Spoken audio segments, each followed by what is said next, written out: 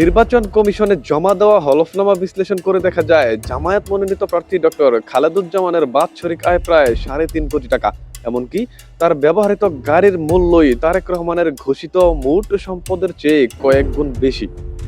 পেশায় চিকিৎসক ও ব্যবসায়ী ডক্টর খালেদুজ্জামানের সম্পদের হিসাব প্রকাশ্যে আসতেই রাজনৈতিক অঙ্গনে নতুন করে বিতর্ক শুরু হয়েছে। গুলশান, বনানী, বারিধারা ও ক্যান্টনমেন্ট নিয়ে ঘোষিত এই আভিজাত আসনে এবারের নির্বাচন তাই শুধু রাজনৈতিক নয়, অর্থনৈতিক বৈষম্যের প্রতিযোগিতাতেও রূপ নিয়েছে। ঢাকা 17 আসনের নির্বাচনকে ঘিরে আলোচনা এখন শুধু ধানের শীষ আর দাঁড়িপাল্লার প্রতীকী লড়াইয়েই সীমাবদ্ধ নেই, বরং এই আসন ঘিরে আলোচনার কেন্দ্রে উঠে এসেছে প্রার্থীর সম্পদ ও বিত্ত বৈভবের তুলনা। বিশেষ করে বিএনপির ভারপ্রাপ্ত চেয়ারম্যান তারেক রহমান ও জামায়াত ইসলামের প্রার্থী ডক্টর এস.এম. খালেদুজ্জামানের সম্পদের ব্যবধান অনেকেই চমকে দিয়েছে। নির্বাচন কমিশনে জমা দেওয়া হলফনামা অনুযায়ী জামায়াত মনোনীত প্রার্থী ডক্টর এস.এম. খালেদুজ্জামানের আয়ের পরিমাণ সত্যিই চোখে পড়ার মতো।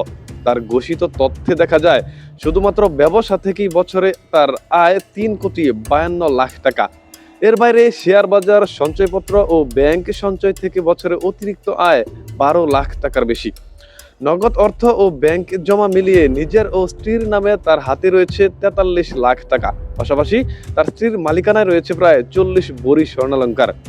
সঞ্চয়পত্র, শেয়ার বাজারের বিনিয়োগ, অ্যাপার্টমেন্ট ও বাড়িসহ নিজের ও স্ত্রীর নামে ঘোষিত মোট স্থাবর ও অস্থাবর সম্পত্তির পরিমাণ প্রায় 20 কোটি টাকার বেশি।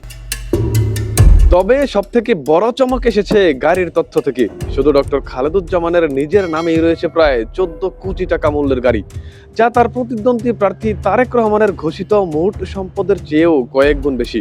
অন্যদিকে বিএনপির ভারপ্রাপ্ত চেয়ারম্যান তারেক রহমান তার হলফনামায় মোট সম্পদের পরিমাণ দেখিয়েছেন 1,96,80,185 টাকা। 2024-25 অর্থ বছরে তার বার্ষিক আয় দেখানো হয়েছে মাত্র 6,76,353 টাকা। ব্যাংক ও নগদ অর্থ মিলিয়ে তার অর্থের পরিমাণ প্রায় 1,22 লাখ টাকা। তাছাড়াও তার স্ত্রীর নামে ঘোষিত সম্পদের পরিমাণ প্রায় 1,06 লাখ টাকা। বর্তমান দেশের শীর্ষ রাজনৈতিক দল বিএনপির ভারপ্রাপ্ত চেয়ারম্যান তারেক রহমানের সঙ্গে জনপ্রিয়তা ও প্রভাবের দিক থেকে জামায়াত মনোনীত প্রার্থী ডক্টর এস.এম. খালেদুজ্জামান কোনো অংশেই পিছিয়ে নেই। একজন সফল চিকিৎসক হিসেবে তিনি অর্জন করেছেন বিপুল গ্রহণযোগ্যতা। আর তার সংসদীয় এলাকায় তিনি পরিচিত একজন সৎ, চরিত্রবান ও জনবান্ধব মানুষ হিসেবে। ইতিমধ্যেই এলাকার উন্নয়নে তিনি নিজ উদ্যোগে উল্লেখযোগ্য ব্যয় করেছেন, যা সাধারণ মানুষের মধ্যে তার গ্রহণযোগ্যতাকে আরো দৃঢ় করেছে। সাম্প্রতিক এক ভাষণে ডক্টর খালেদুজ্জামান স্পষ্ট ভাষায় বলেছে, তারেক রহমানের মতো হেভিওয়েট প্রার্থীকে তিনি গুনায় ধরার প্রয়োজন মনে করেন না। এই বক্তব্য রাজনীতির মাঠে নতুন করে আলোচনার জন্ম দিয়েছে।